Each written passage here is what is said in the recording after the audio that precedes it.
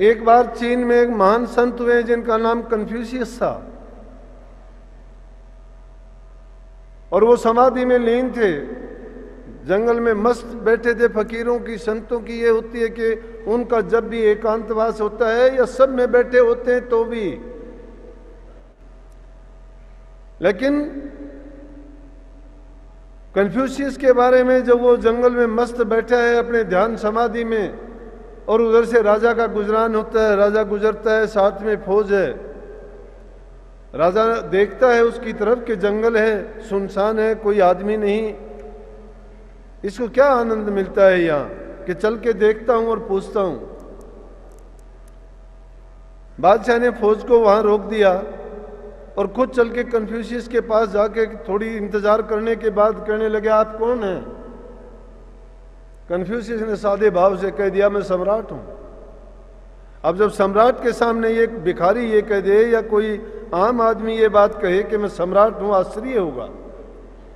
राजा को आश्चर्य हुआ, कहने लगा, आप सम्राट कैसे हैं? सम्राट वाले लक्षण आप में कोई भी नहीं है। ना आपके पास सेना है, ना आपके पास सेवक हैं, ना आपके पास कोई खजाना धन दौलत है। आप किस प्रकार से राजा कह सकते हो अपने आप को? मेरा सम्राट तो मैं हूं, देखो कितनी बड़ी सेना है, कितने मेरे नौकर चाकर, मेरे पास सेवक हैं, मेरे पास अकूट खजाना है कि कितना भी मैं खर्चता हूं तो भी नहीं खत्म होता। कन्फ्यूशियस उससे कहने लगा, बादशाह सलामत, भूल है आपकी, आप बादशाह कैसे हो? बादशाह मैं हूं, मुझे सेना की जरूरत नहीं, क्योंकि मेरी किसी से दुश्मनी नहीं है। सेना रखने की जब जरूरत पड़ती है जब किसी से आदमी की दुश्मनी होती है, मुझे जरूरत ही नहीं है, सेना क्यों रखूं मैं।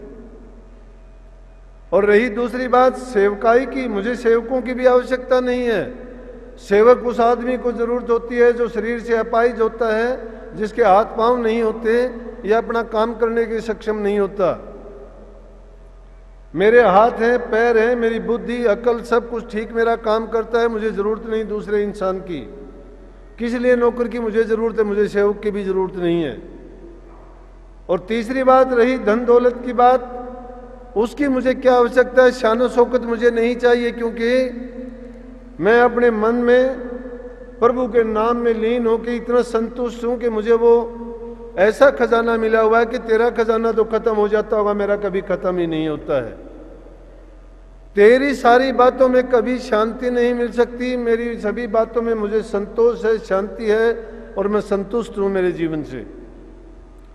आपके पास इतना कुछ होते हुए भी आप भागे फिरते हो, आप चाहते हो कि मेरे राज्य का बढ़ावा हो जाए, दूसरा राज्य इसमें मिल जाए, किसी से युद्ध करोगे, लाखों पाप कमाओगे। इज्जत के लिए, मान प्रतिष्ठा के लिए तुम कितने कितने जुल्म और पाप कमाओगे, झूठ बोलोगे, कितने अन्याय करोगे, कितने जीवों का खून बहाओगे। लेकिन हम ना किसी जीवों का खून बहाते हैं, बल्कि हमारे पास दुखी से दुखी जीव जो आएगा उसको भी हम वो सुख देंगे कि वो अपने दुख को भूल के खुद शांत हो जाएगा। तो संतोष मिलने की चीज कहां पर है? संतोष बाहर नहीं है। जो जो हमें हमारी आवश्यकताएं बढ़ती जाती हैं, हम इस माया के चक्कर में बनते चले जाते हैं। डर उसी से बढ़ता जाता है, भय उसी से होता है, असुरक्षा उसी में महसूस करते हैं, दिल का चैन उसी से चला जाता है। जो हम नहीं होते हैं वो हम दिखावा करने की कोशिश करते हैं, और उस जब नहीं होता है तो झूठ बोलते हैं। तो ये सारे के सारे रास्ते किस चीज के? अधर्म के हैं। संतों का नाम सत्य में जीना है, सत्य का कहना है और सत्य की ही पालना करना है। और सत्य संसार में सिर्फ एक ही है, प्रभु और उसकी भक्ति। बाकी की दुनिया की सारी चीजें मिथ्या हैं। जरूरत के लिए आदमी को जिंदा रहने के लिए सब काम करने चाहिए, करने पड़ते हैं, लेकिन कैसे? एक दायरे में, मर्यादा में रहते हुए अगर वो काम करता है, सुखी है, उसको भय और चिंता नहीं होती। लेकिन अगर तुमने थोड़ा सा भी कोई काम ऐसा वैसा किया, उसके लिए आपको कितनी झूठ बोलनी पड़ती है, कितने भयभीत हो जाते हो। तो संतों ने कभी इस मार्ग के लिए जीवों को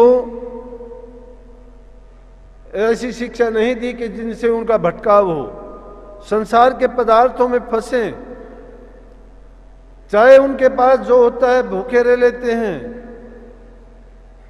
सेवा का बदला उतारने का कोशिश करते हैं। सेवा का पाठ पढ़ाया जाता है, वो किस लिए पढ़ाया जाता है कि जो हमने पूर्व जन्म में हमने जो जिस प्रकार के कर्म किए हैं, अपने कर्मों का लेखा जोखा पूरा करने के लिए, कर्ज को उतारने के लिए हमें करना ही चाहिए।